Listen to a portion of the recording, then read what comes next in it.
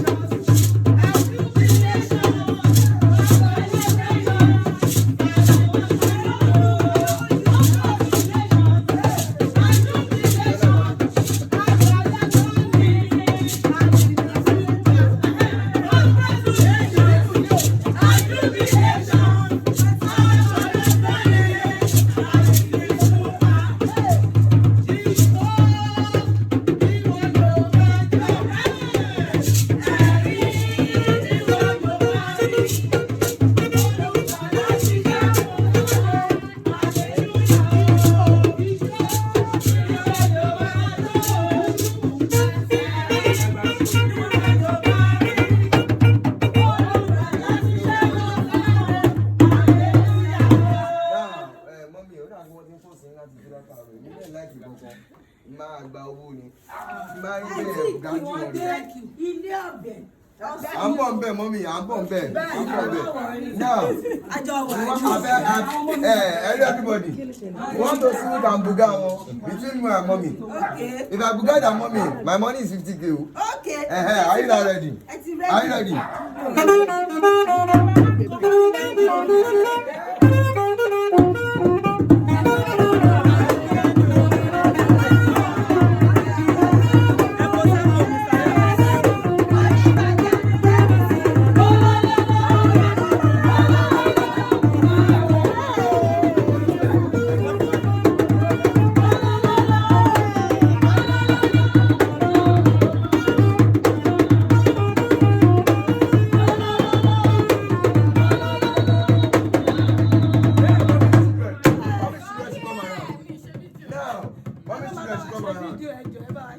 Wọ́n rán mi sí mọ́mí, àwọn ọmọ yẹn rán mi sí wọ́n mú máa gbowó orin yẹn, mo ti gbowó orin yẹn, jẹ́ dọ́là, dọ́là mo máa gbà.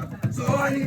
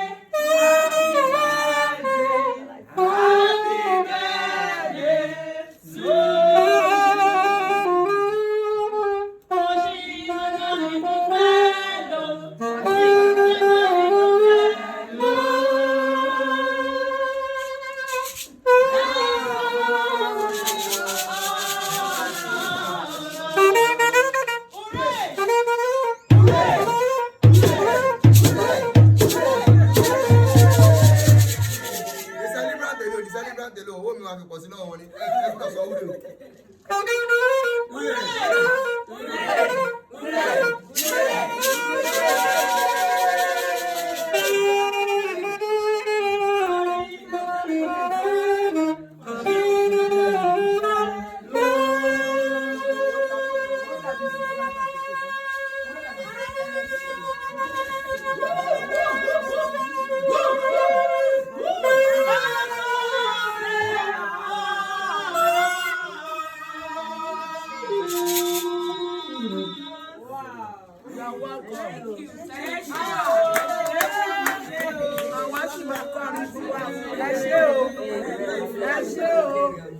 Gbogbo ẹ̀yin ọmọ yìí lẹ máa ṣe rere. Bíbélì wípé ohun rere kan kì í fà sẹ́yìn. Mo dúró lórí Kristi àpáta ayérayé lẹ̀ mìíràn ìyanrìn mi. Mo wọnú májẹ̀mú ìgbà apọ́sítélì Dr. Moses Adékúnlé Olúgbàrò. Mo gbàdúrà fún ìwọ ìbídùn ní ọmọ Fádà Ìró, ìyá Ọmọlára, ìyá Wúràọlá, ìyá Ẹ̀rí Olúwa, ìyá Deborah. Mo sọ tẹ́lẹ̀ sínú ayé rẹ̀ ò ní dáàbò. Lórí àwọn ọmọ yìí tí wọ́n ṣe ayọ̀ fún ọ lónìí ò ní ìbànújẹ́. Ẹ̀yin ọmọ yẹn gbọ́ ọ̀rọ̀ ọdún alẹ́nu mi nípa ọdún ọ̀fẹ́ ti Jésù Kristi. Torí pé ẹ ní èrò àti ìpinnu láti ṣe ìtẹ́ṣe fún ìyá yìí. Ẹ̀yin ọmọ ẹ ó ṣe rere. Ògo Ọlọ́run náà ayé yín kò ní wọnà. Ògo ìwáṣẹ̀ ayé yóò ní wo òkú. Bàbá Bíbélì wípé ẹni tí kò bá ṣe ìtọ́jú àwọn òbí ẹ̀ ó ní ó dàbí ọmọ ìṣẹ́ni.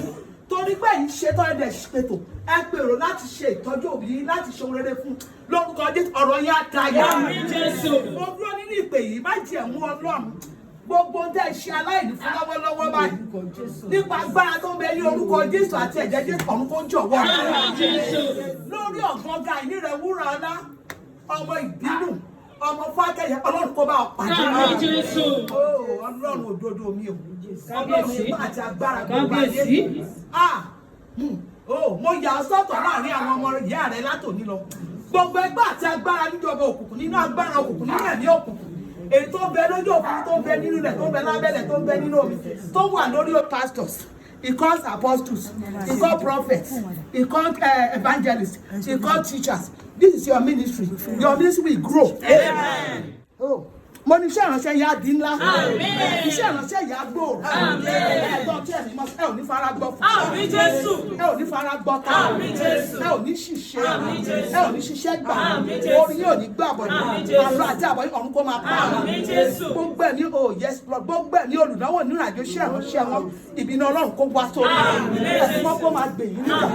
Ẹ̀mọ́ kó máa jà owó tí wọ́n ti rẹ mo ti rí ìrírí mi ẹ̀mọ́ rán mi létí owó tí wọ́n ti rẹ tí wọ́n ná fún ẹ̀mí tó ń kó dìdàkudà wọn ò ní ná fún mi ìpè tẹ́ ẹ máa gbà láti lọ ṣiṣẹ́ tó máa mú àbámọ̀ ẹ̀ ní ráyè lọ ẹ̀mọ́ kó ṣàtìlẹ́yìn o ìpè yá pé yín o àlàáfíà Ọlọ́run kó wà láàrin o ìfẹ́ Ọlọ́run kó máa jọba láàrin o ẹ̀mí búburú èṣò ní ráyè láàrin o èdè ayédè kò ní wọ àárín o bẹ́ẹ̀ sí lọ tẹ́ ẹ̀ ń bọ̀ ọ̀hún kó máa pa ó lè máa pa àbọ̀ ọmọ bẹ́ẹ̀ lórí kò yí padà lórúkọ Jésù Kristi gbogbo àyè tẹ́ ẹ dúró including me táwọn abá ìbínú yìí lórúkọ Jésù àwọn ní ọjọ́ ayọ̀ tá a ti rí gbà lọ́wọ́ Ọlọ́run kò ní di ìbànújẹ́. Ṣé mo dúpẹ́ mo yin Jésù lógo lórí ayé mi torí pé mo ò tí ì pé ọmọ 24 years tọ́tí tí kú ti ń lé mi kiri ṣùgbọ́n ó jẹ́ ohun ìyàlẹ́nu fún mi pé mo lè di ọjọ́ òní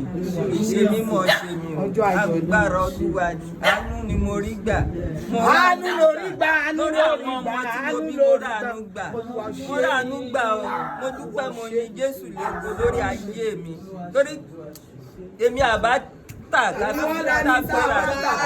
tí mo bá di ẹni àdìjọ mo yin Jésù lógo Ọlọ́run ò mà ṣeun mo gbé Jésù ga a ó gbé Jésù ga lára mi a ó gbé Jésù ga lára mi a ó gbé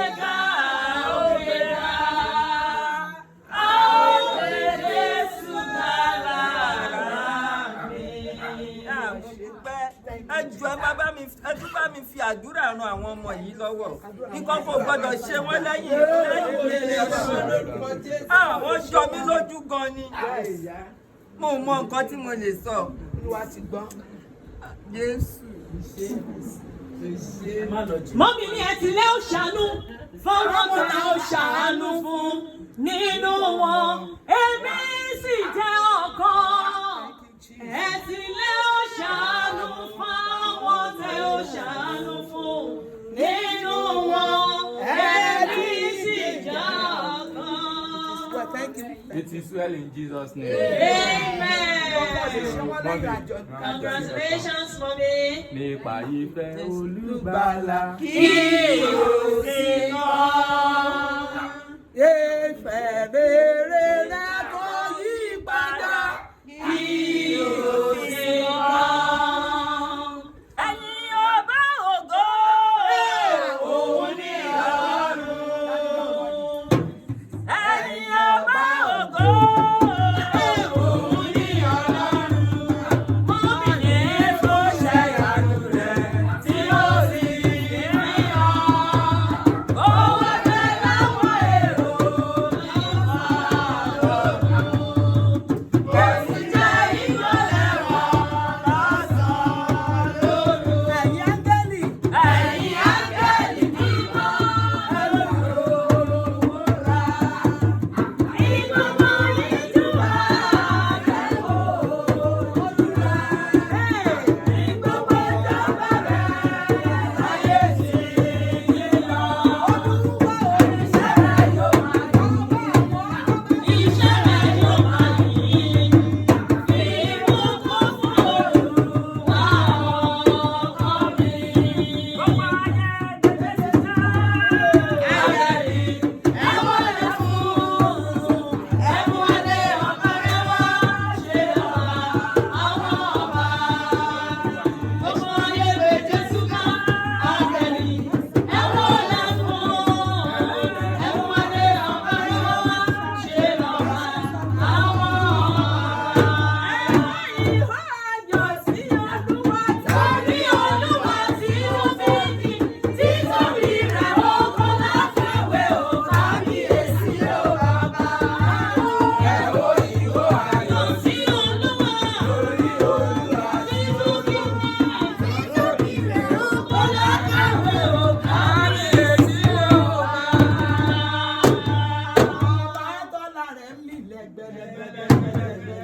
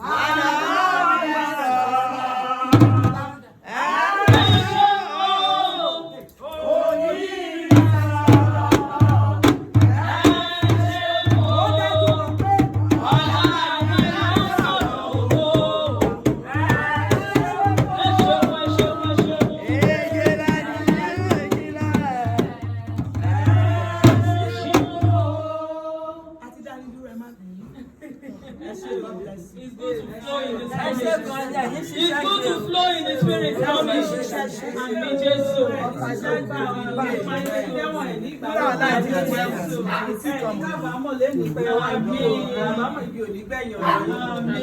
Mọ́mí ìkẹ́ lè sọ nípa performance rẹ̀. Ẹ sọ̀pọ̀ ọdún láyé o. Performance àwọn tani. Àwọn ọdún wá sọ In fact, you are great. Ẹ wò á tún yìí máa pè yín. Má bá yín wá customer. Ẹ try. Ọlọ́run máa fún yín ṣe. Thank you so much, ma. Thank you so much, ma. Baba mi interview àwọn náà. What can you say? Anyway, I just want to use this opportunity to say big thank you to everyone. We really appreciate. May the good Lord continue to bless you. Nǹkan ayọ̀ ni wọ́n nílé gbogbo wa. Gbogbo wa máa ríre máa bára wa ṣe. I really appreciate everyone. Ẹ ṣé gan o. Ẹ̀yin náà ẹ ṣe 60, ẹ ṣe 70, ẹ ṣe 80, ẹ ṣe 90, 100 lórúkọ Jésù. Ẹ ṣé gan. Hello everyone, my name is Wurola. Wurola means gold. Thank you. Thank you so much. Thank you.